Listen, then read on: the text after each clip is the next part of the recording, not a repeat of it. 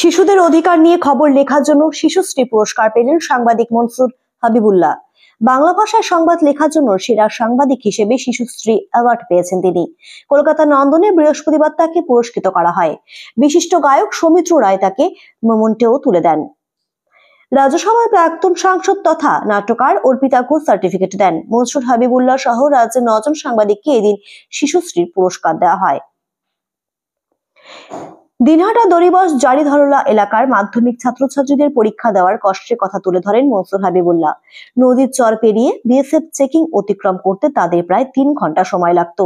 এত বাধা বিঘ্ন পেরিয়ে অনেকেই পরীক্ষা দিতে অনিচ্ছুক ছিল।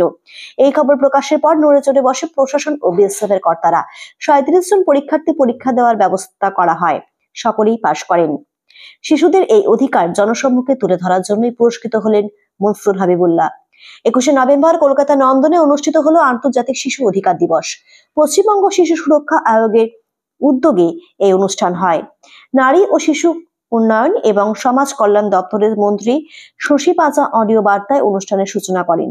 এই অনুষ্ঠানে উপস্থিত ছিলেন পশ্চিমবঙ্গ শিশু সুরক্ষা আয়োগের চেয়ারপারসন তুলিকা দাস, এই আয়োগের অ্যাডভাইজার সুদেষ্ণা রায়, ইউনিসেফের পশ্চিমবঙ্গের প্রধান ডক্টর মজনুর হোসেন, নারী ও শিশু উন্নয়ন ও সমাজ কল্যাণ দপ্তরের সচিব সংঘমিত্রা ঘোষ, বিশিষ্ট সাংবাদিক রাজাময় মুখোপাধ্যায়, গায়ক সুরজিৎ চট্টোপাধ্যায়, সৌমিত্র রায়, নাট্যকার অর্পিতা ঘোষ সহ একাধিক বিশিষ্ট ব্যক্তিরা।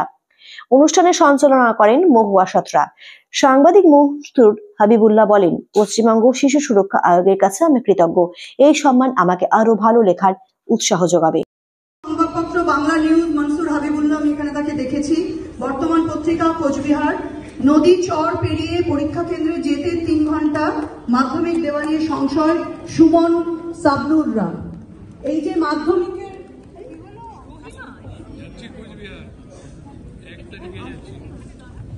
এইটা না একটু বলা দরকার যে নদী চর পেরিয়ে যে মাধ্যমিকের যারা পরীক্ষার্থী তাদের অনেকক্ষণ সময় লাগে। তো এই রিপোর্টটা হয় এবং যে 37 জন মাধ্যমিক পরীক্ষার্থীর কথা লিখেছিল তারা 37 জনই পরীক্ষা দিয়েছেন এবং পাস করেছে। সকালে এসে তারা অন্য জায়গা থেকে থাকতো এই পরীক্ষা দিতে পারার জন্য। শ্রেষ্ঠ প্রতিবেদন সংবাদপত্র বাংলা ফিচার সুপ্রকাশ চৌধুরী যুগ্ম বিজয়ী। সুপ্রকাশ চৌধুরী আনন্দবাজার পত্রিকা। শ্রেষ্ঠ প্রতিবেদন সংবাদপত্র বাংলা ফিচার সুপ্রকাশ চৌধুরী যুগ্ম বিজয়ী। সুপ্রকাশ চৌধুরী আনন্দবাজার পত্রিকা বর্ধমান। তার স্টোরি হচ্ছে হাতে আঁকা বাংলা ক্যালেন্ডারে সবুজের বার্তা। এবং